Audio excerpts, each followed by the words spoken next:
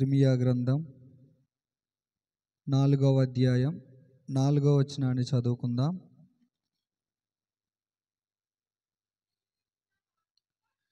అవిధేయులయుండుట మానుకొని మీ దుష్టక్రియలను బట్టి ఎవడును ఆర్పివేయలేనంతగా నా ఉగ్రత అగ్నివలే కాల్చకుండునట్లు యూదావార్లారా, యెరూషలేము నివాసులారా, యెహోవాకు లోబడియుండుడి. హల్లెలూయా, హల్లెలూయా. ఇక్కడ మనం ఆలోచన చేసినట్లయితే 2 విషయాలు మనం ఆలోచన చేయాలి ఈరోజు. మొట్టమొదటి మాట మనం ఆలోచన చేస్తే అవిధేయులై ఉండుట మానుకొని ఒక పని చేయమని చెప్తున్నాడు ప్రభు. ఇక్కడ రెండవ పని చేయొద్దు అని చెప్తున్నాడు. మొట్టమొదటిది ఏమి చేయొద్దు అని చెప్తున్నాడు అంటే అవిధేయులై ఉండటం మానండి అని చెప్తున్నాడు. అవిధేయులుగా ఉండకండి అని చెప్తున్నాడు ప్రభు.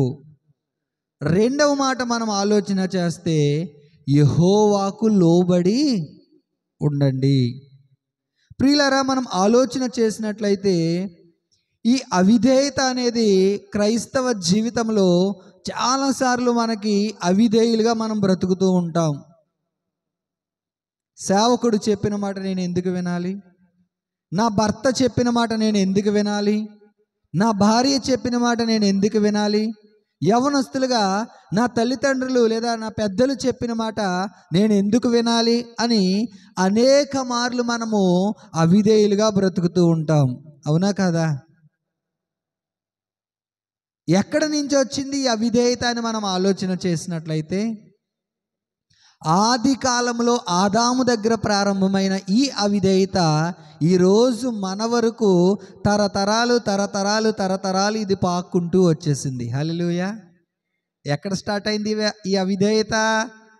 ఆది కాలంలో మన మూల పితరుడైనటువంటి ఆదాము దగ్గర ప్రారంభించబడిన ఈ అవిధేయత ఈరోజు నీనా వరకు వచ్చినట్లుగా మనం చూస్తున్నాం. ప్రియులారా, ఇక్కడ మనం ఆలోచన చేస్తే కనుక మొట్టమొదటి మాట మనము ఎలా ఉండకూడదంట? అవిధేయులుగా ఉండకూడదంట. చూడండి, 2వ దినవృత్తాంతముల గ్రంథము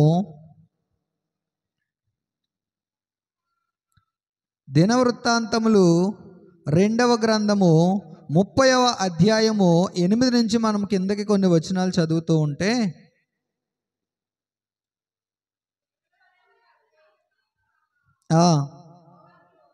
చూడండి ప్రియులారా, మీ పితరుల వరే మీరు అవిధేయులు గాక యెహోవాకు లోబడి ఆయన శాశ్వతముగా పరిశుద్ధపరచిన ఆయన పరిశుద్ధ మందిరములో ప్రవేశించి మీ దేవుడైన యెహోవా మహోగ్రత మీ మీద నుండి తొలగిపోవునట్లు ఆయనను సేవించుడి. మీరు యెహోవా వైపు తిరిగిన ఎడల మీ సహోదరుల ఎడలను మీ పిల్లల ఎడలను చెరతీసుకొని పోయిన వారికి కనికరము పుట్టును. వారు ఈ దేశమునకు తిరిగి వచ్చెదరు. మీ దేవుడైన యెహోవా కరుణా కటాక్షము గలవాడు గనుక మీరు ఆయన వైపు తిరిగిన ఎడల ఆయన మీ యందు ప్రసన్నుడగును. హల్లెలూయా. ఇక్కడ మనం ఆలోచన చేస్తే ప్రియులారా, 7వ వచనం కూడా మనం చదివితే మీ పితరుల దేవుడైన యెహోవా ఎడల ద్రోహముగా ప్రవర్తించిన మీ పితరుల వలెను మీ సహోదరుల వలెను మీరు ప్రవర్తింపకుడి. వారి ప్రవర్తన ఎట్టిదో మీకు అగపరచవలనని ఆయన వారిని వినాశనమునకు అప్పగించెను. మీ పితరుల వలె మీరు అవిధేయులు కాక యెహోవాకు లోబడండి అంటున్నాడు.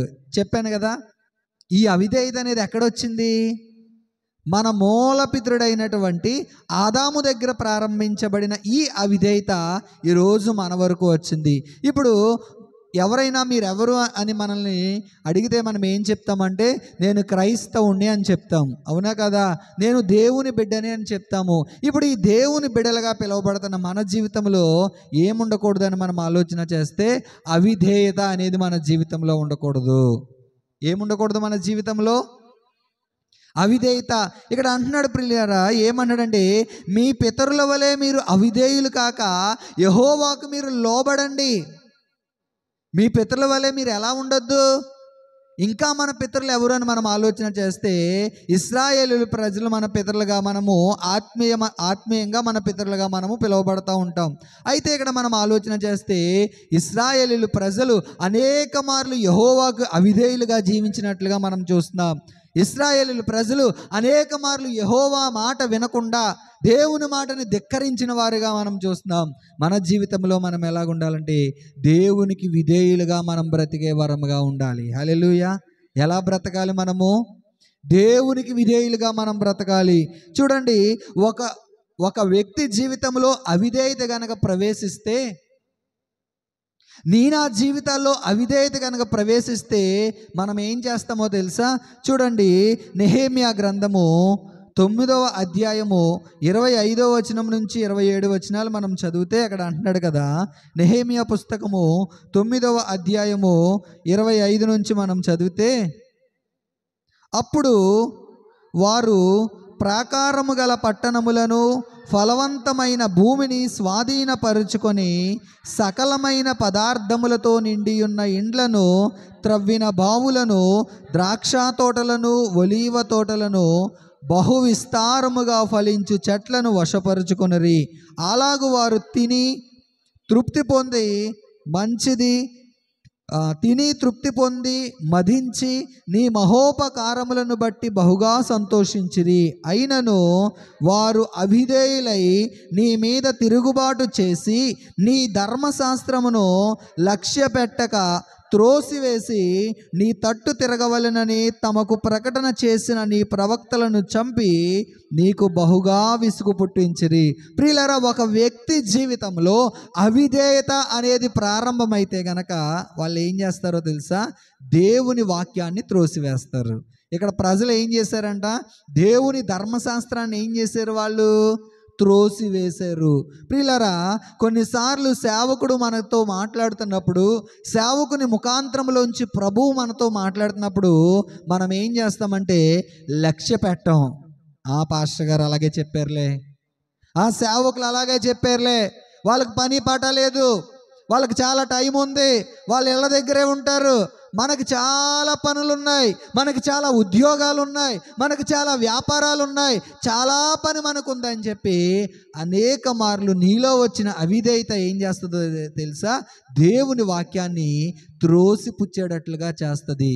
హల్లెలూయా. వాక్యాన్ని నువ్వు పెడచెవిన పెడుతున్నావు అంటే, వాక్యాన్ని నువ్వు దాటి అనేక మార్లు వాక్యాన్ని మీరి నువ్వు ప్రవర్తిస్తున్నావంటే నీ జీవితంలో ఏమొచ్చిందో తెలుసా? అవిధేయత. చెప్పండి ప్రియులారా, ఏమొచ్చింది? ఆలోచన చేయండి. ఎక్కడైనా అవిధేయత నీలో వచ్చిందేమో, ఎక్కడైనా అవిధేయత అనే మొలక నీలో మొలకెత్తిందేమో ఆలోచన చేయాలి ప్రియులారా. ఈరోజు పరిశుద్ధాత్మ దేవుడు సంఘముగా కూడిన మనతో మాట్లాడుతున్నాడు. ఏమనంటే, ఎక్కడైనా నీలో అవిధేయత అనేది కనుక వస్తే నీలో మొట్టమొదట జరిగేది ఏంటో తెలుసా? వాక్యాన్ని త్రోసిపుచ్చడం నువ్వు ప్రారంభిస్తావు. దేన్ని త్రోసిపుచ్చుతావు? ఇక్కడ వాక్యాన్ని గనక మనం చదువుకుంటే ఈ ప్రజలు ఏం చేశారంట? దేవుని ధర్మశాస్త్రాన్ని ఏం చేశారు? వీళ్ళు త్రోసిపుచ్చారు. చాలాసార్లు మన జీవితంలో మనం ఆలోచన చేస్తే అంటున్నాడు కదా, చూడండి అక్కడ అంటున్నాడు, అలాగున వారు తిని తృప్తి పొంది మదించి నీ మహోపకారమును బట్టి బహుగా సంతోషించిరి. అయినను వారు అవిధేయులై నీ మీద తిరుగుబాటు చేసి నీ ధర్మశాస్త్రమును లక్ష్య పెట్టగా త్రోసివేసి నీ ప్రవక్తలను చంపించడానికి. ఒక మాటలో మనం ఆలోచన చేస్తే, దేవుడు మేలు చేసినప్పుడు దేవుని స్తుతిస్తావు, మంచిదే. దేవుడు నీ జీవితంలో ఉపకారాలు చేసినప్పుడు, అయ్యో నా జీవితంలో దేవుడు ఎన్నో మేలులు చేశాడని చెప్పి ఆయన మేలుల్ని ఆ క్షణం వరకే నువ్వు తలంచుకుంటున్నావు. మరుసటి రోజు, 2 రోజుల తర్వాత, నెల తర్వాత మరలా నువ్వేం చేస్తున్నావంటే ఆయనకి అవిధేయుడిగా బ్రతుకుతూ, ఆయనకి అయిష్టుడిగా బ్రతుకుతూ ఏం చేస్తున్నామంట? మనము ఆయన ధర్మశాస్త్రాన్ని మన జీవితంలోంచి త్రోసివేస్తున్నాం. సేవకుడు పలుమార్లు మనతో మాట్లాడినప్పటికీ, సేవకుడు పలుమార్లు మనల్ని గద్దించినప్పటికీ మనం ఏం చేస్తున్నామంటే దేవుని ధర్మశాస్త్రాన్ని త్రోసివేసే వారముగా మనం ఉంటున్నాం. ప్రియులారా, ఆలోచన చేయండి. ఈరోజు దేవుని సన్నిధికి వచ్చిన మనము మన జీవితంలో అవిధేయత అనేది మన జీవితంలో ఎక్కడా కూడా కనపడకూడదు. ఏం కనపడకూడదు మన జీవితంలో? అవిధేయత అనేది కనబడకూడదు. ఒకవేళ నీ జీవితంలో ఎక్కడైనా అవిధేయత అనేది ప్రారంభించబడితే కనుక మొట్టమొదటిది నువ్వేం చేస్తావు తెలుసా? ధర్మశాస్త్రాన్ని త్రోసివేయడం ప్రారంభిస్తావు. ఏం ప్రారంభిస్తావు? ధర్మశాస్త్రాన్ని త్రోసివేయడం. ఆదాము జీవితంలో అవిధేయత ఎప్పుడైతే ప్రారంభమైందో, ఇప్పుడు అవ్వమ్మంటుంది ఇది తిను అన్నప్పుడు వెంటనే ఆదాము జీవితంలో దేన్ని త్రోసివేశాడు? దేవుడు చెప్పాడు, ఈ తోటలో మీరు ఎలాగైనా ఉండొచ్చు కానీ ఈ ఒక్క పనే చేయకూడదని దేవుడు చెప్పాడు. చెప్పాడా చెప్పలేదా ఆదాముతో? కానీ అవిధేయత ఆదాము హృదయంలో ప్రారంభమైనప్పుడు, ప్రియులారా, ఏం చేశాడో తెలుసా? ధర్మశాస్త్రాన్ని త్రోసివేసినట్లుగా మనం చూస్తున్నాం. నా జీవితంలో కూడా అవిధేయత అనేది ప్రారంభమైతే గనక దేన్ని త్రోసివేస్తావు నువ్వు? దేవుని ధర్మశాస్త్రాన్ని త్రోసివేస్తావు. హల్లెలూయా, హల్లెలూయా. చూడండి, తీతుకు రాసిన పత్రిక 3వ అధ్యాయము 3వ వచనాన్ని మనం చదివితే, పూర్వం మనం ఎవరము అని మనం ఆలోచన చేస్తే, తీతుకు రాసిన పత్రిక 3వ అధ్యాయము 3వ వచనాన్ని మనం చదివితే, చదవండి గట్టిగా. ఎందుకనగా మనము కూడా మునుపు అవిధేయులమును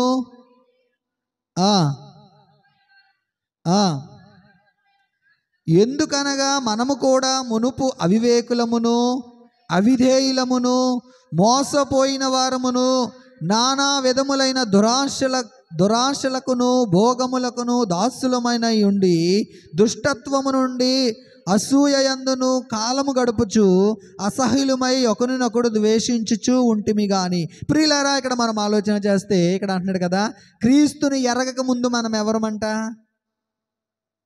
చదవండి, అక్కడ అంటున్నాడు కదా, ఎందుకనగా మనము కూడా మునుపు అవివేకులమును అవిధేయులమును. ఎవరము మనము? అవిధేయులము. క్రీస్తుని ఎరగక ముందు మనం ఎవరమంటే అవిధేయులుగా బ్రతికే మనము ఇప్పుడు క్రీస్తులోకి వచ్చాక మనం ఎలా బ్రతకాలో తెలుసా? విధేయులుగా బ్రతకాలి. ఎవరికి మనం విధేయులుగా బ్రతకాలి అంటే దేవునికి విధేయులుగా మనం బ్రతకాలి. ఎవరికి విధేయులుగా మనం బ్రతకాలి? దేవునికి విధేయులుగా మనం బ్రతకాలి. రెండవదిగా దేవుని వాక్యాన్ని బోధించే సేవకునికి విధేయులుగా మనం బ్రతకాలి. ప్రియులారా, ఇక్కడ అంటున్నాడు కదా, మునుపు మనం ఎవరమంట? అవిధేయులము. ఒకవేళ క్రీస్తుని నమ్మి 10 సంవత్సరాలు అయిందా? క్రీస్తుని నమ్మి 15 సంవత్సరాలు అయిందా? క్రీస్తుని నమ్మి నువ్వు నూతనముగా దేవుని సన్నిధికి వస్తున్న వ్యక్తివా? నీ జీవితంలో నువ్వు ఆలోచన చేయాలేంటో తెలుసా? పూర్వము వలె మునుపటి స్థితి నీ జీవితంలో ఉందేమో నువ్వు ఆలోచన చేసుకోవాలి. ఈరోజు మేలులు చేసినప్పుడు ప్రభువుని ఆరాధిస్తున్నావు, మంచిదే. నీ జీవితంలో ప్రభువు ఉపకారాలు చేసినప్పుడు అయ్యో దేవుడు అంతటి గొప్పవాడు ఈ లోకంలో ఎవరూ లేరండి అని చెప్పి దేవుణ్ణి మహిమపరుస్తున్నావు, మంచిది. కానీ నీ జీవితంలో నువ్వు చూసుకోవాల్సింది ఏంటంటే మునుపటి నీ జీవితంలో ఎలాగైతే అవిశ్వాసిగా అవిధేయులుగా నువ్వు ఉన్నావో అలాంటి అనుభవాల గుండా నువ్వు నడిపించబడుతున్నావేమో. పౌలు గారు అంటారు, చేదైన వేరు ఏదైనా నాలో మొలవనివ్వద్దు ప్రభా అంటాడు. పౌలు ఏమన్నా ప్రార్థన చేస్తాడు ప్రభువుకి? చేదైన వేరు ఏదైనా నాలో మొలవనివ్వద్దు ప్రభువా. హల్లెలూయా, హల్లెలూయా. మన జీవితంలో మనము ప్రతిదినము మనం ప్రార్థన చేయాలి. ఏమనో తెలుసా? చేదైన వేరు ఏది నాలో ఉండకూడదు ప్రభువా. కొన్నిసార్లు మనుషులు మనలో అనేక విషయాల్లో ఏదో చేదైన అనుభవాల్లోకి నడిపించాలని, కొన్నిసార్లు అపవాది విశ్వాసంలో మనల్ని పడగొట్టాలని, కొన్నిసార్లు దుష్టుడు అనేక మార్లు విశ్వాసులుగా పిలువబడే మన జీవితంలో అనేక రకాలైన అవిధేయులుగా మార్చాలని దుష్టుడు ఎన్నో మార్లు మన గురించి అనేక విధమైన తంత్రాలను వాడు కల్పిస్తూ ఉంటాడు.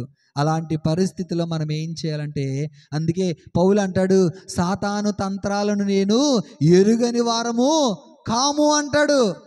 నీ జీవితంలో నిన్ను విశ్వాసంలోంచి పడేయాలని, నీ జీవితంలో భక్తిలోంచి పడేయాలని, నువ్వు ఒక సమర్పించుకున్న వ్యక్తివైతే నీ సమర్పణ అనుభవాల్లోంచి పడేయాలని చెప్పి దుష్టుడు అనేక మార్లు నిన్ను ఏం చేస్తాడంటే ప్రేరేపిస్తూ ఉంటాడు, పురుకొలుపుతూ ఉంటాడు. ప్రియులారా, అలాంటి విషయాల్లో మనం ఎలాగుండాలో తెలుసా? సాతాను తంత్రాలను మనము ఎరగని వారముగా ఉండాలి. హల్లెలూయా, హల్లెలూయా. సాతాను తంత్రాల్ని, వాడు కుయుక్తుల్ని మనము ఎరుగుతూ, ప్రార్థనా శక్తితో వాడి ఆలోచనలు మనం ఎరుగుతూ మన భక్తి జీవితాన్ని మనం కట్టుకునే వారముగా ఉండాలి. హల్లెలూయా, హల్లెలూయా. చూడండి, పూర్వం మనం ఎవరమంట? అవిధేయులము. ఒకవేళ మన జీవితంలో అవిధేయత ఉంటే ఏమవుతుందో చూద్దాం. చూడండి, హెబ్రీయులకు రాసిన పత్రిక 3వ అధ్యాయము 18వ వచనాన్ని మనం చదివితే, హెబ్రీయులకు రాసిన పత్రిక 3:18, తన విశ్రాంతిలో ప్రవేశింపరని ఎవరిని గూర్చి ప్రమాణము చేసెను? అవిధేయులైన వారిని గూర్చియే కదా. కాగా చాలు ప్రియులారా, ఇక్కడ మనం ఆలోచన చేస్తే కనుక ఈ మాట ఎవరి గురించి రాయబడిందంటే మోషే గారి గురించి రాయబడింది. మోషే ప్రస్తావన ఇక్కడ మాట్లాడుతూ ఏమంటున్నాడంటే, విశ్రాంతిలో మనము ప్రవేశించాలి అంటే మనలో ఏముండకూడదంట? అవిధేయత అనేది ఉండకూడదు. ఏంటి ఈ విశ్రాంతి అని మనం ఆలోచన చేసుకుంటే, ఈరోజు మనందరము క్రైస్తవులుగా ఎందుకు ఇంతలాగా భక్తి చేయవలసి వస్తుంది? ఎందుకు ప్రతి వారము మానక మనం ప్రార్థనకు రావాల్సి వస్తుంది? ఎందుకు మనము మాటి మాటికి ప్రభువుని ఆరాధన చేస్తున్నాము? ఈ లోకంలో దేవుడిచ్చే ఆశీర్వాదాల కొరకేనా? ఈ లోకంలో దేవుడిచ్చే సమృద్ధి కొరకేనా? ఈ లోకంలో దేవుడు నీకు మేడిస్తాడు, ఈ లోకంలో దేవుడు నీకు మిద్దెలు ఇస్తాడు, ఈ లోకంలో దేవుడు నీకు ధనాన్ని సమృద్ధిగా ఇస్తాడు, వీటిల కొరకైనా మనం ఆరాధన చేసేది? ప్రియులారా, మనం జాగ్రత్తగా ఆలోచన చేస్తే ఒక క్రైస్తవుడిగా మనం ఎందుకు ఆరాధన చేస్తున్నామో తెలుసా? ఆ నిత్య విశ్రాంతిలో ప్రవేశించాలని. హల్లెలూయా, హల్లెలూయా. పౌలు అంటాడు, ఈ లోకము మట్టుకే నేను దేవుణ్ణి ఆరాధన చేసిన వ్యక్తినైతే నేను మరి ఎక్కువగా దౌర్భాగ్యుడని. ఈ లోకంలో ఎవరు దౌర్భాగ్యుడో తెలుసా? ఈ లోకంలో ఆరోగ్యాల కొరకు, స్వస్థతల కొరకు, ఆశీర్వాదాల కొరకు, మేడల కొరకు, మిద్దెల కొరకు మాత్రమే ప్రభువుని ఆరాధన చేసేవారు ఎవరు అంటే దౌర్భాగ్యులు. మరి ఎవరు గొప్పవారు, ఎవరు నిజమైన ఆరాధికులు అంటే ఆయన నిత్య విశ్రాంతిలో మనము ప్రవేశించాలనే ఆశ కలిగిన ప్రతి క్రైస్తవుడు గొప్పవాడు. హల్లెలూయా, హల్లెలూయా. ఈ లోకంలో నీకు రోగాలు వస్తాయి, ఈ లోకంలో నీకు అప్పులు ఉంటాయి, ఈ లోకంలో నీకు వ్యాధులు వస్తాయి. ప్రియులారా, ఆలోచన చేయండి. ఇవన్నీ మనము దాటుకుంటూ ఆ నిత్య విశ్రాంతిలో మనము ప్రవేశించాలి. హల్లెలూయా. ఆ పరమ కానానులో మనము ప్రవేశించాలి. ఆ నిత్య విశ్రాంతిలో ఈ లోకంలో అనుభవించే శ్రమలు ఉండవు. ఆ నిత్య విశ్రాంతిలో ఈ లోకంలో మనము భరించే బాధలు ఉండవు. ఆ నిత్య విశ్రాంతిలో ఈ లోకంలో పడే కన్నీరు ఉండదు, అక్కడ దుఃఖం ఉండదు, వేదన ఉండదు, రోదన ఉండదు, ఏమీ ఉండదు. యుగ యుగములు మన తండ్రిని మనము ఆరాధన చేయడం ఒక్కటే అక్కడ ఉంటుంది. హల్లెలూయా, హల్లెలూయా. ఈ లోకంలో నువ్వు అవిధేయుడిగా ఉంటే, ఈ లోకంలో నువ్వు అవిధేయుడిగా బ్రతికితే ఆ నిత్య కానానులో మనము ప్రవేశించలేము, ఆ నిత్య విశ్రాంతిలో మనము ప్రవేశించలేము. ఆ నిత్య విశ్రాంతిలో మనము ప్రవేశించాలి అంటే కనుక ఈ లోకంలో మనము ప్రభువుకి విధేయులుగా బ్రతకాలి. హల్లెలూయా. ఎలా బ్రతకాలి? ఎవరికి విధేయులుగా బ్రతకాలి? దేవునికి విధేయులుగా బ్రతకాలి. ఇక్కడ అంటున్నాడు కదా, అవిధేయత ఉంటే ఏమవుతుందంటే నిత్య విశ్రాంతిలో ప్రవేశించరు. తన విశ్రాంతిలో ప్రవేశింపరని ఎవరిని గూర్చి ప్రమాణము చేసెను? అవిధేయులైన వారిని గూర్చియే కదా. ప్రభు ప్రమాణం చేశాడంట, వారు నా విశ్రాంతిలో ప్రవేశించరు, నేను వాళ్ళని నా రాజ్యానికి తీసుకెళ్ళను. ఎవరి కోసం ఆ మాట ప్రభు చెప్పాడు? ఎవరైతే అవిధేయులుగా ఉన్నారో, ఈరోజు దేవుని సన్నిధిలో ఉన్న నీవు ఎలాగున్నావు? అవిధేయుడిగా ఉన్నావా? ఈరోజు ప్రభు సన్నిధిలో కూర్చుని ఆయన ఆరాధన చేసే మన జీవితంలో ఆయనకి విధేయత చూపించగలుగుతున్నామా? ఆలోచన చేయండి ప్రియులారా. చూడండి, రోమీయులకు రాసిన పత్రిక 5వ అధ్యాయము 19వ వచనాన్ని మనం చదివితే అక్కడ అంటున్నాడు కదా, రోమీయులకు రాసిన పత్రిక 5వ అధ్యాయం, ఏలయనగా చూడండి ప్రియులారా, ఏలయనగా ఒక మనుష్యుని అవిధేయత వలన అనేకులు పాపులుగా ఎలాగూ చేయబడితిరో, అలాగే ఒకని విధేయత వలన అనేకులను నీతిమంతులుగా చేయబడుదురు. హల్లెలూయా, హల్లెలూయా. ఈరోజు ఒకని అవిధేయత వలన మనందరము ఎలాగైతే పాపులుగా చేయబడ్డామో, ఒకని విధేయత వలన మనందరము నీతిమంతులుగా చేయబడ్డాం. హల్లెలూయా, హల్లెలూయా. ఆ మొదటి ఆదాము అవిధేయత ద్వారా ఈరోజు ఈ సమస్త మానవాళి అవిధేయులుగా పిలువబడితే, కడపటి ఆదాము అయిన యేసుక్రీస్తు ద్వారా మనందరము నీతిమంతులుగా చేయబడ్డాము. హల్లెలూయా. ఎవరి ద్వారా మనం నీతిమంతులుగా చేయబడ్డాము? మన కడపటి ఆదామైన ప్రభు అయిన యేసుక్రీస్తు ద్వారా మనందరం ఎలా చేయబడ్డామో తెలుసా? నీతిమంతులుగా చేయబడ్డాము. ఈరోజు నీ ఒక్క అవిధేయత వలన నీ కుటుంబం శాపంలోకి వెళ్ళిపోతుంది. జాగ్రత్త. ఈరోజు నీ విధేయత వలన నీ కుటుంబం అంతా రక్షించబడుతుంది. కాబట్టి నీ కుటుంబం రక్షించబడాలా, నీ కుటుంబం ఆశీర్వదించబడాలా, నువ్వు ఎలాగుండాలో తెలుసా? దేవునికి విధేయులుగా బ్రతకడం నేర్చుకో. హల్లెలూయా, హల్లెలూయా. నీ కుటుంబము సుఖముగా ఉండాలంటే, నీ కుటుంబము సౌఖ్యంగా ఉండాలంటే, నీ కుటుంబము ఆశీర్వాదకరంగా ఉండాలంటే, ఒక క్రైస్తవుడిగా నీవు నేను ఎలాగుండాలంటే దేవునికి విధేయులుగా మనం బ్రతికే వారముగా ఉండాలి. హల్లెలూయా, హల్లెలూయా. అబ్రహాము దేవునితో బ్రతమాలుతున్నాడు, అయ్యా 20 మంది ఉంటే నాశనం చేయకుండా ఉంటావా? 30 మంది ఉంటే నాశనం 50 నుంచి 40, 30, 20, చివరికి ఒక్కళ్ళున్నా నాశనం చేయకుండా ఉంటావా? చూడండి చూడండి చూడండి అబ్రహాము మనస్సు ఎలాగుందో. లోతు. ప్రియులారా, మనం ఆలోచన చేస్తే మన జీవితంలో విధేయత అనేది చాలా ప్రాముఖ్యమైంది. ఏంటి ప్రాముఖ్యమైంది? నీ ఒక్క విధేయతను బట్టి, నీ ఒక భారీగా నువ్వు విధేయత కలిగి జీవిస్తే, నీ విధేయతను బట్టి నీ భర్తని రక్షించుకుంటావు, నువ్వు నీ బిడ్డల్ని రక్షించుకుంటావు, నీవు నీ స్వజల్ని రక్షించుకుంటావు. మన జీవితంలో ఉండవలసింది ఏంటంటే విధేయత, విధేయత, విధేయత. హల్లెలూయా. ఒక్క అవిధేయుని ద్వారా సమస్త మానవాళికి ఏమొచ్చేసిందంట? పాపం వచ్చేసింది కదా. అదే ఒక్క విధేయుని వల్ల అందరము నీతిమంతులుగా తీర్చబడ్డాం. అవునా కాదా? కాబట్టి ఆలోచన చేయండి ప్రియులారా, అవిధేయులుగా మనము బ్రతకకూడదు. చూడండి, మన మూలవాక్యానికి ఇర్మియా గ్రంథము 4వ అధ్యాయానికి మరలా మనం వస్తే అక్కడ ఏమంటున్నాడో చూద్దాము.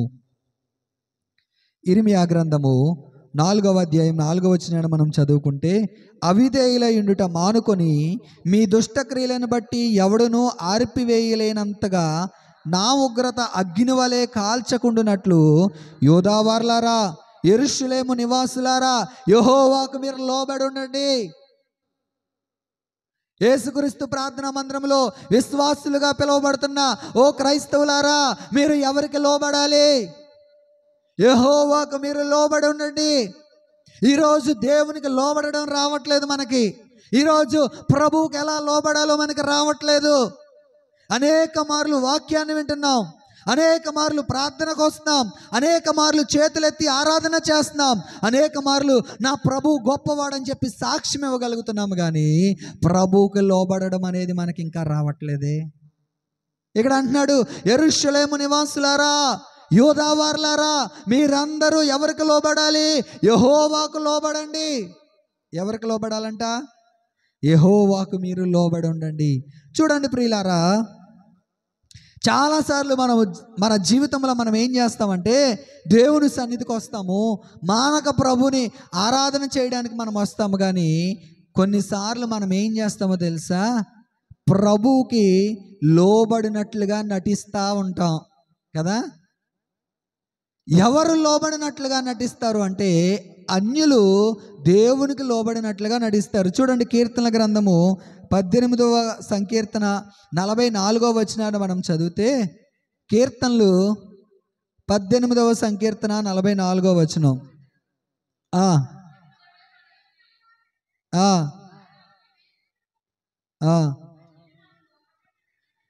అన్యులు నాకు ఎలా నటిస్తారంట?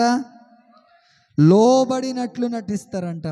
ఈరోజు దేవుని సన్నిధికి వచ్చిన నీవు, మందిరంలో మనంత భక్తిపరులు ఉండరండి కదా. మందిరంలో మనకంటే మంచి విశ్వాసులు ఎవ్వరు ఉండరు. ప్రతి విషయంలో మనమే ముందుంటాం. కానీ లోకంలోకి వెళ్ళినప్పుడు మన విధానం ఎలాగుందో చూడాలి. కుటుంబంలో ఒక భార్య పాత్రను పోషిస్తున్నప్పుడు నీ విధానం ఎలాగుందో చూడాలి. ఒక భర్త పాత్రను పోషిస్తున్నప్పుడు నీ విధానం ఎలాగుందో చూడాలి. ఒక పిల్లలుగా తల్లిదండ్రుల ఎడల నీ విధానం ఎలాగుందో చూడాలి. దేవుని వాక్యం అంటుంది, అన్యులు లోబడినట్లుగా నటిస్తారంట. ఒకవేళ నటనాపరమైన జీవితం కనుక నీకుంటే నువ్వు ధన్యుడు కాసుమా. నువ్వెవడవో తెలుసా? అన్యుడవే. హల్లెలూయా, హల్లెలూయా. దేవుని వాక్యం అంటుంది, యెహోవా తమకు దేవుడిగా గల జనులు ధన్యులు అంటుంది. ఇప్పుడు మనందరం ఎవరు అని చెప్పుకుంటాం? ఎవరండి మీరందరూ? ధన్యులా అన్యులా? ధన్యులే కదా. కానీ నువ్వు నిజంగా ప్రభువుకు లోబడితే నువ్వు ధన్యురాలువి. నువ్వు నిజంగా ప్రభువుకు లోబడితే నువ్వు ధన్యుడివి. హల్లెలూయా. ఒకవేళ నువ్వు అలా గనక ప్రభు మాటకు లోబడకపోతే, ప్రభు మాట నువ్వు ధిక్కరించే అనుభవాల్లో నువ్వు ఉంటే, ప్రభు మాటను పెడచెవున పెట్టిన అనుభవాల్లో నువ్వు ఉంటే, నువ్వెవరివో తెలుసా? అన్యుడు. అన్యులు అని దేవుని వాక్యం సెలవిస్తుంది. అన్యులు ఏం చేస్తారంట? దేవుని మాట వినినట్లుగా నటిస్తారంట. చూడండి, చాలాసార్లు క్రొత్త వారికి మనం సువార్త చెప్పి దేవుని సన్నిధికి వస్తున్నప్పుడు, క్రొత్త వారు ప్రభు సన్నిధికి వస్తున్నప్పుడు మనం ఏ చెప్తే వాళ్ళు వింటారు కదా. వెంటనే తలూపేస్తారు, ప్రార్థన చేయించుకుంటారు, మాకు నూనె ఇవ్వండి అని కూడా అడుగుతారు చాలామంది. మరలా వాళ్ళు లోకంలోకి వెళ్ళినప్పుడు, మరలా వాళ్ళు గృహాలకు వెళ్ళిపోయినప్పుడు, మరలా వాళ్ళు ఏం చేస్తారు? ఎవరు ఏది చెప్తే అది. సరైన విశ్వాసం దేవుడి మీద ఉంచరు. సరైన అనుభవాల్లోకి వారు నడిపించబడలేరు తొందరగా. మరలా వాళ్ళు ఎలా బ్రతుకుతారంటే, మన ఎదుట నటిస్తున్నట్లుగా వారు బ్రతుకుతారు. లోబడినట్లుగా మన ఎదుట ఉంటారు. కానీ వారు మరలా వారి లోకంలోకి వెళ్ళినప్పుడు అన్యుల్లాగే బ్రతుకుతారు. ప్రియులరా, మనము అలా ఉండకూడదని ప్రభు వాక్యంలో ఉంది. హల్లెలూయా, హల్లెలూయా. కాబట్టి యెహోవాకు మీరు ఏం చేయాలంట? లోబడి మీరు ఉండాలి. హల్లెలూయా. చూడండి, సమూయేలు 2వ గ్రంథము 22వ అధ్యాయం 45వ వాక్యాన్ని మనం చదివితే, సమూయేలు 2వ పుస్తకము 22వ అధ్యాయం చూడండి ఏమంటాడండి అక్కడ? అన్యులు నాకు లోబడినట్టు వేషము వేయుదురు, వారు నన్ను గూర్చి వినిన మాత్రము చేత నాకు విధేయులగుదురు. హల్లెలూయా, హల్లెలూయా. ఏం చేస్తారంట? అన్యులు నాకు లోబడినట్లు వాళ్ళు ఏం వేస్తారంట? వేషం. ఈరోజు క్రైస్తవులుగా చాలామంది సంఘానికి వచ్చినప్పుడు ఒక వేషం, బయట ఉన్నప్పుడు ఒక వేషం. ఈ వేషము కలిగిన బ్రతుకు నీ జీవితంలో ఉంది అంటే నువ్వు క్రైస్తవుడు కాసుమా. క్రైస్తవుడు ఎక్కడున్నా క్రైస్తవుడుగానే బ్రతకాలి. క్రైస్తవుడు ఎక్కడున్నా మేము ప్రార్థనకు వెళ్తాము, మేము ఇలాగే ఉంటాము, మా విధానం ఇలాగే ఉంటుంది, మా పద్ధతి ఇలాగే ఉంటుంది అని మనము విశ్వాసంతో ధైర్యంగా చెప్పే వారంగా మనం ఉండాలి. హల్లెలూయా, హల్లెలూయా. కొంతమంది అన్యులు ధన్యులు అన్నట్లుగా ఉంటారు.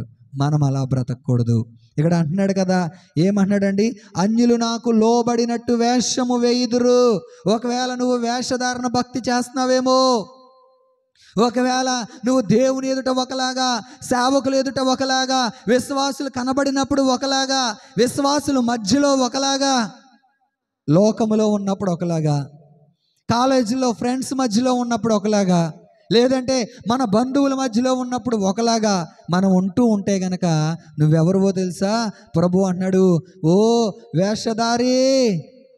ఎంత మంచి బిరుదు ఇచ్చాడో ప్రభు. మంచి బిరుదా ఇది? మంచి బిరుదా? ఓ వేషధారి జాగ్రత్త. తెల్లటి పావురాయిలు ఉన్నాయంట. కాకి అనుకుందంట, అబ్బా చాలా అందంగా ఉన్నాయి తెల్ల పావురాళ్ళు, నేను కూడా ఇలా తెల్లగా మారిపోతే ఎంత బాగుంటుందో అనుకుందంట. నేను కూడా తెల్లగా మారిపోయి ఈ పావురాయిలన్నిటితో నేను కూడా కలిసి ఎగురుతూ ఉంటే అబ్బా అందరూ నన్ను కూడా మెచ్చుకుంటారే, తెల్ల పావురాయి శాంతికి చిహ్నంగా నేను కూడా కనబడతానే అనుకుందంట ఒకరోజు ఒక కాకి. ఏం చేయాలో దానికి అర్థం కాలేదు.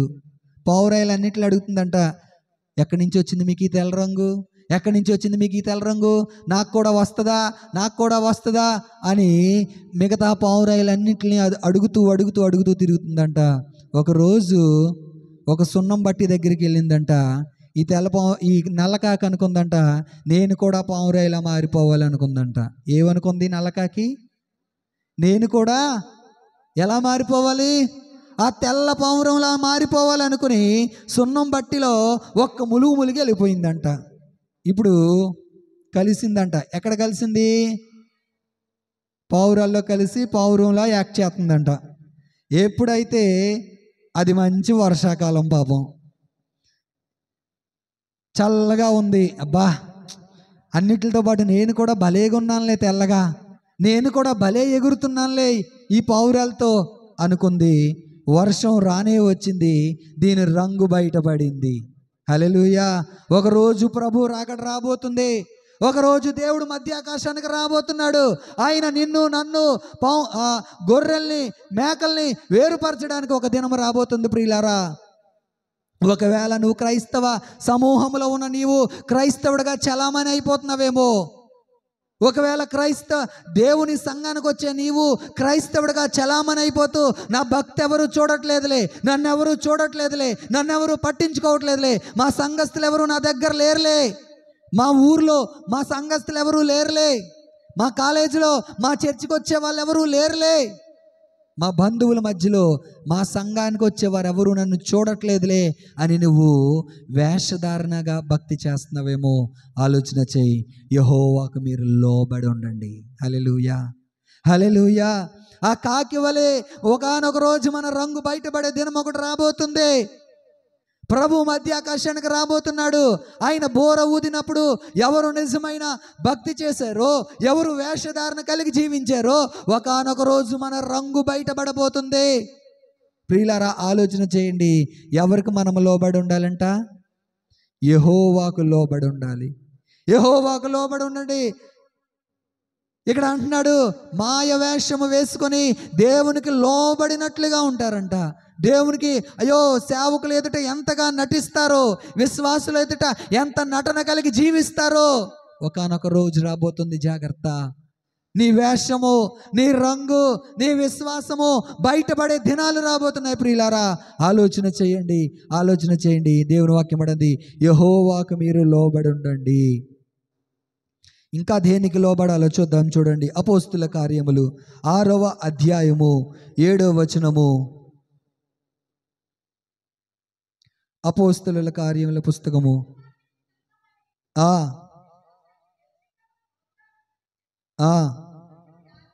దేవుని వాక్యము ప్రబలమై శిష్యుల సంఖ్య యెరూషలేములో బహుగా విస్తరించెను, మరియు యాజకులలో అనేకులు విశ్వాసమునకు లోబడిరి.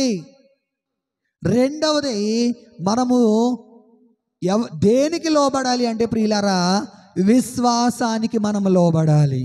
దేవుని వాక్యం అంటుంది, విశ్వాసమునకు కర్తయు దానిని కొనసాగించువాడైన యేసు వైపు చూచుచు మీ ముందున్న పందెపు రంగములో ఓపికతో మీరు పరిగెత్తండి. దేనికి లోబడాలి? విశ్వాసానికి లోబడాలి. క్రైస్తవులు ఈరోజు విశ్వాసులుగా పిలువబడుతున్న మనము ఎలాగున్నాము అంటే, చాలాసార్లు సేవకులు చెప్తారు కదా, నేతి బీరకాయ మన విశ్వాసం. పేరేంటి? నేతి బీరకాయ. పేరేంటి? విశ్వాసి. ఎలా పిలువబడతాం మనం? విశ్వాసులు అండి. ఏ సంఘ విశ్వాసులు? పలానా పాస్టర్ గారి సంఘ విశ్వాసులు అండి మేము, పలానా యేసుక్రీస్తు ప్రార్థనా మందిరం విశ్వాసులు అండి మేము అని పిలువబడుతున్న మనము విశ్వాసం ఎక్కడైనా కనబడుతుందా మనలో? సంతలోకి వెళ్ళి కూరగాయలోడి దగ్గర అడుగుతాము, కేజీ నేత బీరకాయలు ఇవ్వని అడుగుతాము. ఇంటికి వచ్చాక నేత బీరకాయలు తెచ్చాం కదా అని చెప్పి కట్ చేసి నెయ్యి ఎక్కడ ఉందో చూస్తే నెయ్యి ఎక్కడన్నా కనబడుతుందా? కనబడుతుందా? ఈరోజు విశ్వాసులుగా పిలువబడుతున్న మన జీవితంలో అలాగే మనం కూడా బ్రతుకుతున్నాం. విశ్వాసం కనబడట్లా, విశ్వాసపు అనుభవాలు మన జీవితంలో ఉండట్లేదు.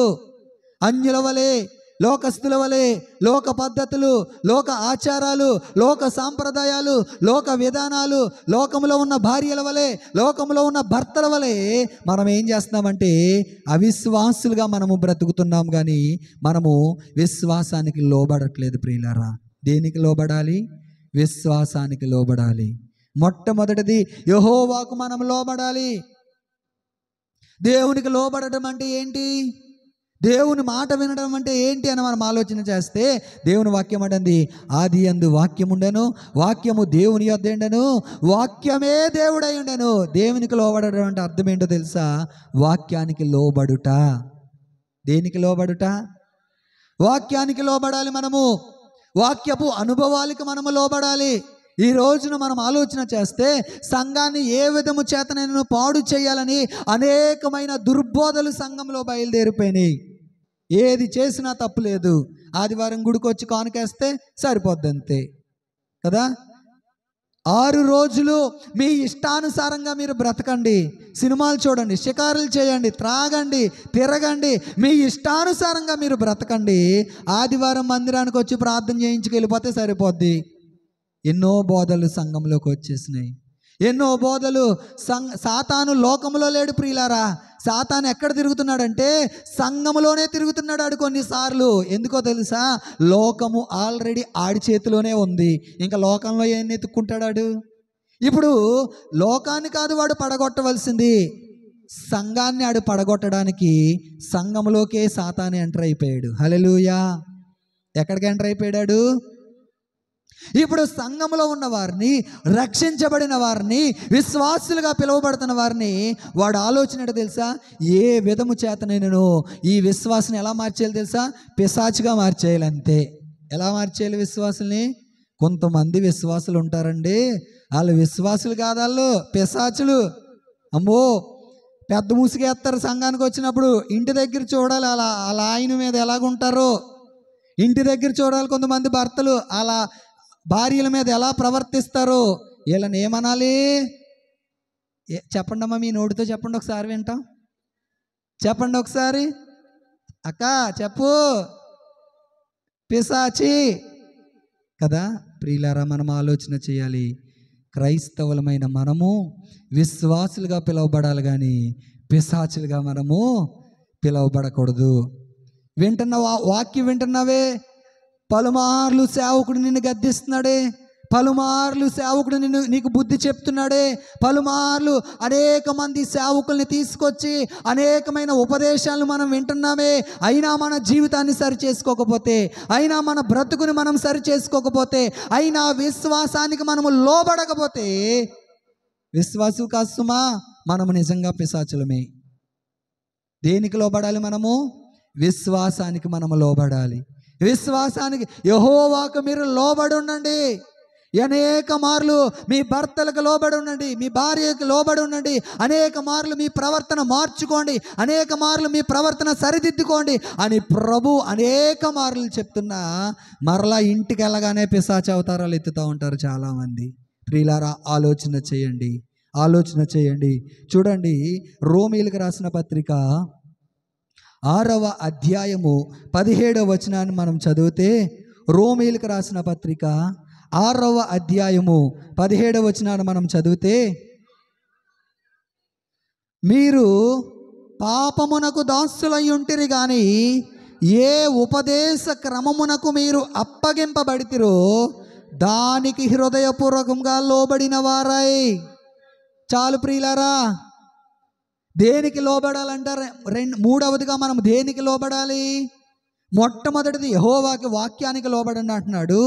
రెండవది దేనికి లోబడమంటున్నారు? విశ్వాసానికి మీరు లోబడండి అంటున్నాడు. మూడవది మనం ఆలోచన చేస్తే అక్కడ అంటున్నాడు కదా, మీరు పాపమునకు దాసులై ఉంటురి కానీ ఏ ఉపదేశ క్రమమునకు మీరు అప్పగింపబడితిరో దానికి హృదయపూర్వకముగా మీరు లోబడిన వారై. ఏ ఉపదేశ క్రమానికి మీరు అప్పగించబడ్డారో, ఏ బోధలో మీరు కట్టబడ్డారో, ఏ బోధలో మీ పునాది వేసుకున్నారో, ఏ ఆత్మీయ అనుభవాల్లో మీరు నిలవబడ్డారో దానికి మీరు లోబడి ఉండండి. ఈరోజు చాలా రకాల బోధకులు లోకంలో ప్రవేశించారు. వాళ్ళు ఎలాగున్నారో తెలుసా?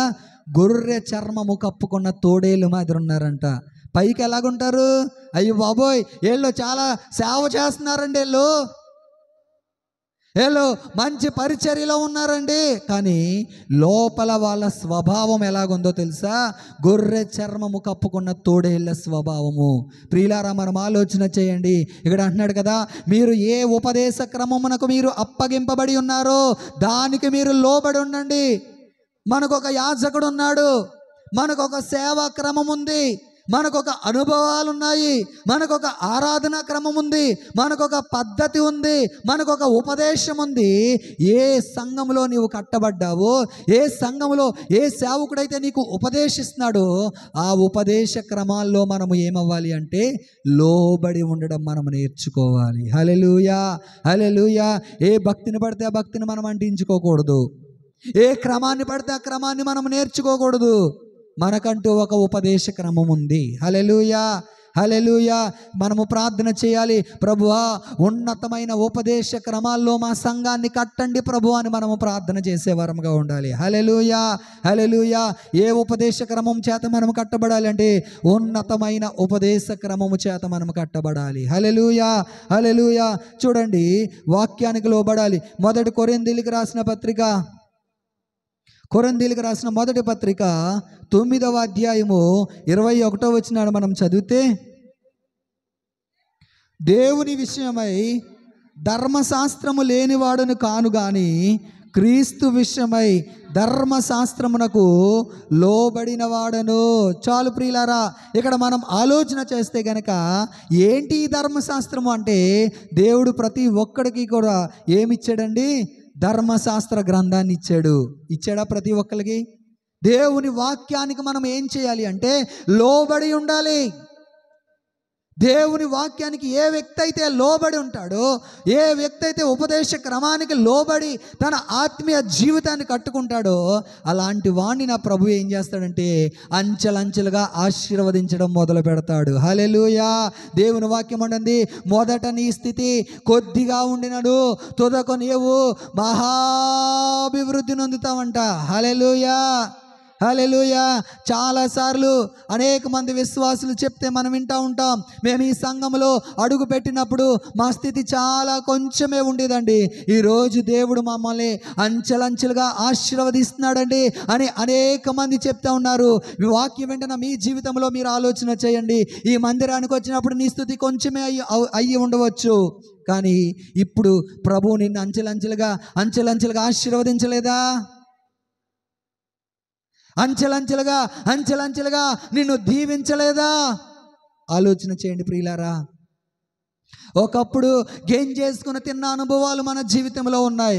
ఒకప్పుడు అమ్మో సిగ్గుపడుతూ ఎవరైనా చూస్తే వీళ్ళు వంట వండుకోవట్లేదేమో అని అనుకుంటారని చెప్పి పొయ్యి వెలిగించి పచ్చడేసుకున్న అనుభవాలు మన జీవితంలో లేవా? కానీ ఈరోజు దేవుడు 10 మందికి పెట్టే స్థితిలో ప్రభు నిన్ను ఉంచాడే. ఈరోజు అనేక మందికి దాన ధర్మాలు చేసే స్థితిలో ప్రభువు నిన్ను నిలవబెట్టాడే. ఇదంతా ఎలాంటి పరిస్థితో తెలుసా? నువ్వు దేవునికి లోబడడం విషయాన్ని బట్టే. హల్లెలూయా. కాబట్టి నా ప్రభు చెప్తున్నాడు, నువ్వు నాకు లోబడు, యెహోవాకు లోబడడం నేర్చుకో, వాక్యానికి లోబడడం నేర్చుకో, విశ్వాసానికి లోబడడం నేర్చుకో, ఉపదేశ క్రమానికి లోబడడం నేర్చుకో. దేవుని వాక్యం అడండి, పౌలు అంటున్నాడు, ధర్మశాస్త్రానికి దేవుని వాక్యానికి నేను లోబడేవాడను. అమ్మా, దేనికి లోబడుతున్నావు నువ్వు? దేవుని వాక్యానికి లోబడే అనుభవాలు నీ జీవితంలో ఉన్నాయా? చాలాసార్లు చెప్పారులేండి, విన్నాములండి, ఈ మాటలు చాలాసార్లు మేము విన్నామండి అని అనేక మార్లు మనము సేవకుడు వెనకాల గొనుగుతూ ఉంటాం. సేవకుని వెనకాల మనం గొనుగుతూ ఉంటాం. మోషే మాట్లాడుతున్నప్పుడు అంట ఇశ్రాయేలు ప్రజలు ఎన్నిసార్లు మోషేని విసిగించారో ప్రియులారా. మాటి మాటికి మోషే ఇంకా విసిగిపోయి, ప్రభువా ఈ లక్షల మంది కాలబలాన్ని నేను నడిపించలేను ప్రభువా, నా వల్ల కాదు అని చెప్పి అనేక మార్లు దేవుని దగ్గర మోషే కన్నీరు కాచిన సందర్భాలు ఎన్నో ఉన్నాయి. నాకొద్దు బాబోయ్, ఈ ప్రజల్ని నేను నడిపించను, వీరు లోబడినొల్లని ప్రజలు. ప్రియులారా, ఆలోచన చేయండి. అనేక మార్లు మనము కూడా ఎలాగున్నామంటే లోబడినొల్లని ప్రజలుగానే ఉన్నాం. విశ్వాసులుగా 15 సంవత్సరాల విశ్వాసులం అని చెప్పుకుంటాం, 10 సంవత్సరాల విశ్వాసులం అని చెప్పుకుంటాం, మందిరము ప్రారంభ దినాల్లోంచి మేమున్నామని చెప్పుకుంటాం. కానీ కొన్నిసార్లు ప్రభువుకు సరిగ్గా లోబడలేకపోతున్నామే. కొన్నిసార్లు ప్రభు గాయాన్ని మాటి మాటికి రేపుతున్నామే. ఆలోచన చేయండి. వాక్యానికి లోబడే వారంగా మనం ఉండాలి. హల్లెలూయా. దేనికి లోబడాలి మనము? వాక్యానికి లోబడే వారంగా ఉండాలి. చూడండి, ఎఫెసీయులకు రాసిన పత్రిక 5వ అధ్యాయము, ఎఫెసీయులకు రాసిన పత్రిక 5వ అధ్యాయము 21 నుంచి కొన్ని వచనాలు చదువుకుంటే,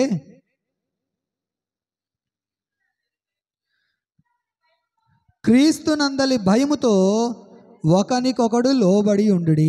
ఇప్పుడు సంఘముగా ఉన్న మనము ఎవరికి లోబడాలంట? ఒక సమూహముగా పిలువబడే మనము, ఒక సంఘముగా ఇంతమందిగా కూడిన మనము ఇంకా ఎవరికి లోబడాలో తెలుసా? ఒకరికొకరు లోబడే వారముగా ఉండాలి. నీ తోటి విశ్వాసి ఏదైనా నీకు ఒక మాట చెప్పినప్పుడు చెప్పేవాళ్ళమ్మా ఎల్లు అనకూడదు. వయసులో చిన్నవాళ్ళైనా చాలాసార్లు విశ్వాసములో పెద్దగా ఉంటారు. హల్లెలూయా, హల్లెలూయా. కొంతమందికి వయసులో పెద్దవాళ్ళే కానీ విశ్వాసం ఉండదు. వయసులో చాలా పెద్దవాళ్ళుగా ఉంటారు కానీ విశ్వాసం ఉండదు. కొంతమంది వయసులో చాలా చిన్నగా ఉంటారు కానీ విశ్వాసంలో పెద్దగా ఉంటారు. ప్రియులారా, మనం ఆలోచన చేయాలి. సంఘములో ఉన్న మనము ఒకరినికొకరు ఏం చేయాలంట? లోబడి ఉండాలి. సేవకునికి ఎలాగైతే లోబడాలో, సంఘానికి ఎలాగైతే లోబడాలో, వాక్యానికి ఎలాగైతే లోబడాలో, విశ్వాసానికి ఎలాగైతే లోబడాలో, ఉపదేశ క్రమానికి ఎలాగైతే మనము లోబడాలో, ఒకరికొకరు మనం ఏమవ్వాలి? లోబడి ఉండండి. నీ తోటి విశ్వాసులు కొన్నిసార్లు పెద్దలు చెప్తున్నప్పుడు యవనస్తులు అంటారు మాకే అన్నీ తెలుసు అన్నట్టుగా ప్రవర్తిస్తారు కదా. కాదు ప్రియులారా, అలా ఉండకూడదు. మనము లోబడుటలో ఉన్న ఆశీర్వాదాన్ని మనం పొందుకోవాలి. లోబడుటలో ఏముంది? ఆశీర్వాదం ఉంది. లోబడుటలో ఆశీర్వాదం ఉంది. చూడండి ప్రియులారా, 22వ వచనం కంటిన్యూషన్ మనం చదివితే, స్త్రీలారా ప్రభువునకు వలె మీ సొంత పురుషులకు లోబడి ఉండుడి. క్రీస్తు సంఘమునకు శిరస్సు అయినలాగున పురుషుడు భార్యకు శిరస్సు అయి ఉన్నాడు. క్రీస్తే శరీరమునకు రక్షకుడై ఉన్నాడు. సంఘము క్రీస్తునకు లోబడినట్టుగా భార్యలు కూడా ప్రతి విషయములోనూ తమ పురుషులకు లోబడవలెను. పురుషులారా మీరును మీ భార్యలను ప్రేమించుడి. చారు ప్రియులారా, ఇక్కడ మనం ఆలోచన చేస్తే ఒకరికి ఒకరు ఏం చేయాలి అంట? లోబడి ఉండడం నేర్చుకోవాలి. ఒక భార్య స్థానంలో నువ్వు ఉన్నావా? నీ భర్త నువ్వు పెట్టే టార్చర్ని బట్టి ఎక్కడా కన్నీరు కార్చకూడదు. ఆలోచన చేయండి. ఒక భార్యగా నువ్వు పిలువబడుతున్నావా? బయటికి వెళ్ళి అయ్య బాబోయ్ నా భార్య చాలా గయ్యాలండి అనే సాక్ష్యం నీకు ఉండకూడదు ప్రియులారా. ఒకవేళ నీ భర్తని నువ్వు టార్చర్ పెడుతూ ఎవరికి బయట మాత్రం సంఘంలో మాత్రం చాలా ఈమె మంచి విశ్వాసం అండి, మంచి ప్రార్థనా పర్రాలండి, చాలా మంచిగా గంటలు మోకాలు వేసి ప్రార్థన చేస్తుందండి, ఇంటి దగ్గర చూడాలి అసలు అక్క సంగతి ఏంటో. ప్రియులారా, ఆలోచన చేయండి. అలాంటి సాక్ష్యం నీకు ఉండకూడదు. హల్లెలూయా. నిద్రపోయేవాళ్ళు హల్లెలూయా, మెలకుగా ఉండాలి కదా. ప్రియులారా, ఆలోచన చేయండి. మన సాక్ష్యము ఎక్కడ ఉండాలో, ఎక్కడ చెప్పాలో తెలుసా? మన భర్త చెప్పాలి మన సాక్ష్యం. మంచి భార్య అండి నా భార్య, ప్రేమించే భార్య అండి నా భార్య, నన్ను చాలా ఎక్కువగా ప్రేమిస్తుందండి నా భార్య అని చెప్పి ఎవరు చెప్పాలి? నీ భర్త చెప్పాలి నిన్ను గూర్చి.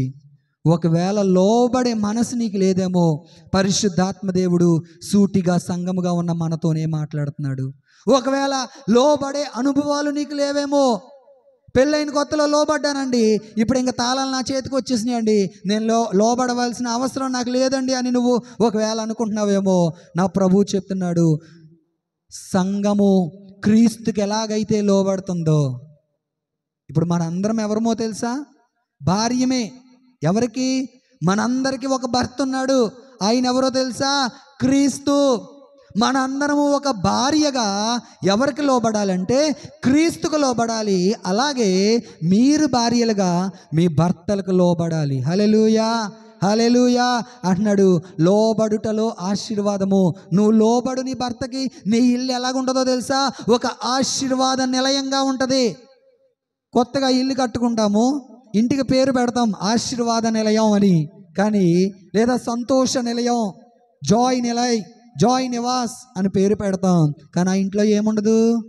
సంతోషం ఉండదు, ఆశీర్వాదం ఉండదు. ఎప్పుడు కొట్టుకోవడమే. మన ఇంటి పక్క వాళ్ళని అడిగితే చెప్తారు మన కోసం.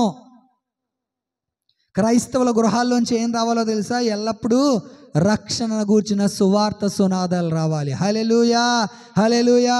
అందుకే దైవజనులు యేసన్న గారు పాట రాస్తూ, నీతిమంతుల గుడారాలలో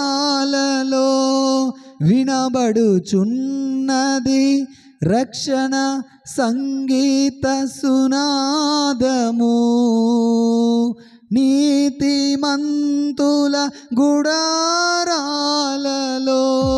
వినబడుచున్నది రక్షణ సంగీత సునాదము, నీ కృపా నిత్యముండును, నీ కృపా నిత్య జీవము, నీ కృప వివరింప నా తరమా యేసయ్యా, నీతిమంతుల గుడారాలలో వినబడుచున్నది రక్షణ సంగీత సునాదము. హల్లెలూయా. నీతిమంతుల గుడారాల్లోంచి ఏం వినబడాలి? కేకలు కాదు, బొబ్బలు కాదు, బూతులు కాదు, ఓ పెద్ద పెద్ద అరుపులు కాదు, భార్యాభర్తల తగాదాలు కాదు, పిల్లల గోల కాదు. ఏం వినబడాలో తెలుసా?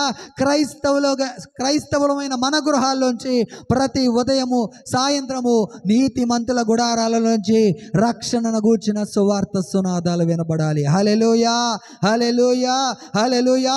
ఒక భార్యగా భర్తగా మీరు కొట్టుకుంటూ ఉంటే మీ పిల్లలు ఏం నేర్చుకుంటారు?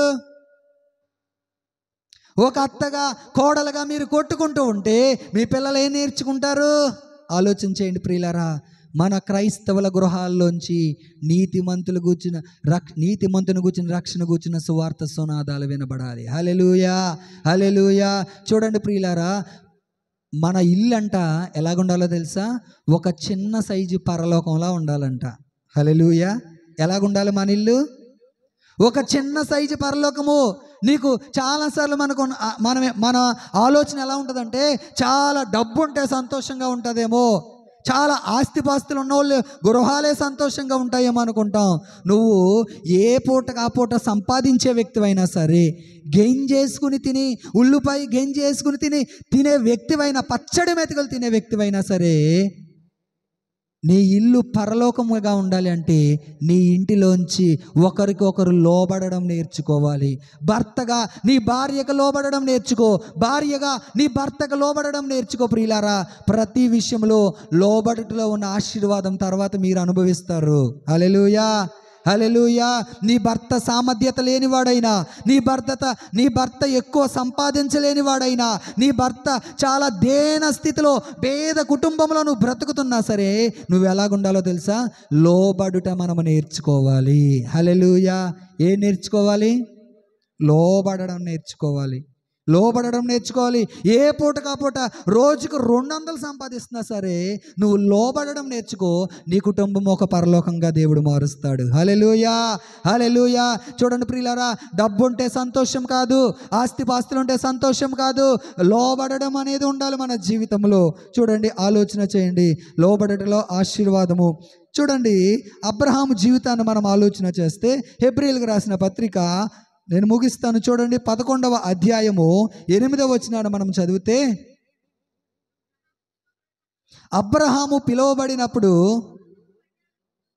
విశ్వాసమును బట్టి ఆ పిలుపునకు లోబడి తన స్వాస్థ్యముగా పొంది ఉన్న మరియు ఇక్కడ మనం ఆలోచన చేస్తే దేవుడు అబ్రహాముని పిలిచాడు ప్రియులారా. అబ్రహాముని దేవుడు పిలిచినప్పుడు దేన్ని బట్టి లోబడ్డాడు అబ్రహాము? విశ్వాసమును బట్టి ఆ పిలుపుకు లోబడ్డాడు. ప్రియులారా, దేవుడు కొన్నిసార్లు నిన్ను పిలుస్తున్నప్పుడు నువ్వెక్కడికి వెళ్ళాలో నీకు తెలియదు, నువ్వేం చేయాలో నీకు తెలియదు. అయినప్పటికీ కూడా దేవుని పిలుపునకు లోబడ్డం నువ్వు నేర్చుకో. అబ్రహాము విశ్వాసమును బట్టి తన పిలుపుకు లోబడ్డాడు. ఎక్కడికి వెళ్ళాలో తెలియదు, ఏం చేయాలో తెలియదు, అక్కడ పరిస్థితులు ఎలాగుంటాయో తెలియదు. ఒకవేళ దేవుడు నిన్ను ఎక్కడికైనా తీసుకెళ్తున్నాడంటే అది ప్రభువు చిత్తమైతే గనక దానికి నువ్వు లోబడడం నేర్చుకో. అబ్రహాం ఎలా లోబడ్డాడంట? విశ్వాసమును బట్టి అబ్రహాము లోబడ్డాడు. హల్లెలూయా.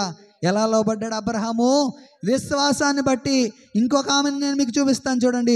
1 పేతురుకు రాసిన పత్రిక 3వ అధ్యాయము 6వ వచనాన్ని మనం చదువుదాం. పేతురుకు రాసిన మొదటి పత్రిక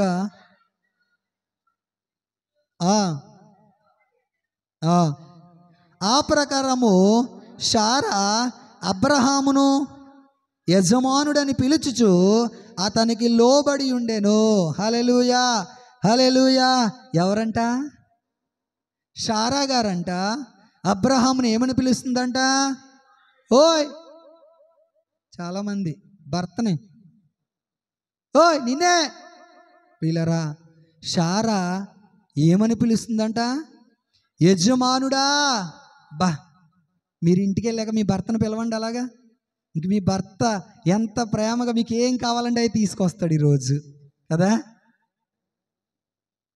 శారమ్మ ఎంత, వాళ్ళ వయసు ఎంత? రమారమి 100 సంవత్సరాలు వచ్చినప్పుడు కూడా పాత పడిపోలేదు ప్రియులారా. ఆ పిలుపులో పాతదనం లేదు. భర్తను ఏమన్నదో తెలుసా? యజమానుడా. ఒకవేళ నీ భర్త రక్షించబడలేదేమో, నీ భర్తకు రక్షణ లేదేమో, ఒకసారి యజమానుడు అని పిలు. నెక్స్ట్ వీక్ నుంచి నీ కూడా చర్చికి వచ్చేయడం మొదలెడతాడు. హల్లెలూయా, హల్లెలూయా. శారమ్మ అంటుంది యజమానుడా. ఎంత ప్రేమగా పిలుస్తుందో తన భర్తని, ఎంత ప్రేమగా ఎంత స్వీట్గా పిలుస్తుందో తన భర్తను ప్రియులారా. యజమానుడా. ఈరోజు మన పరమ యజమానుడిని మనం ఆ రీతిగా పిలిచేవారముగా ఉండాలి. హల్లెలూయా, హల్లెలూయా. దేవుణ్ణి మనం ఏమని పిలాలో తెలుసా? యజమానుడా. ఆయన మన యజమాని.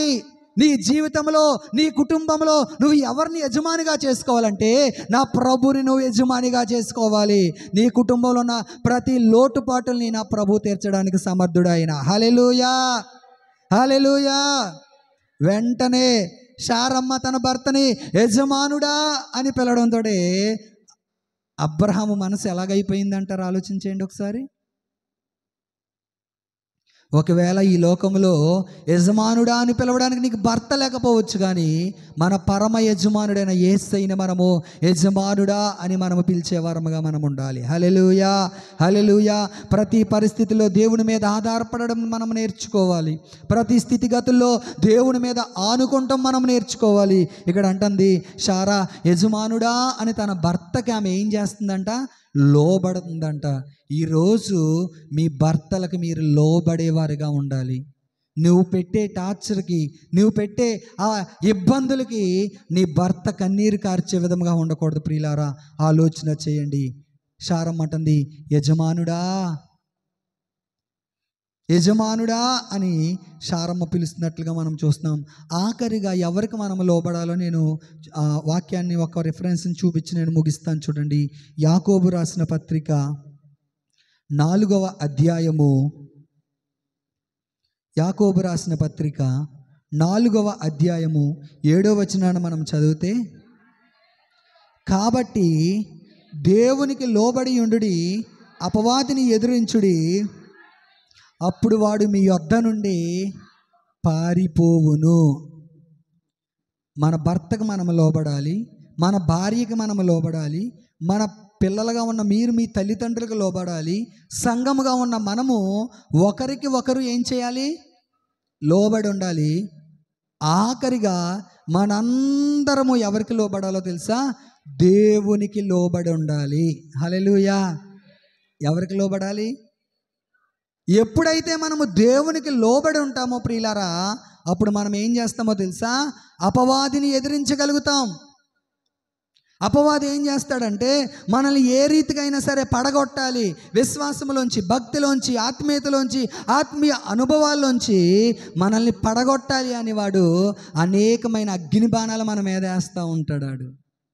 అందుకే అన్నాడుగా దేవుని వాక్యం, దేవుడిచ్చి సర్వాంగ కవచాన్ని మీరు ధరించుకోండి, అపవాదిని మీరు ఎదిరించండి, అప్పుడు వాడు దేవునికి లోబడి ఉండండి.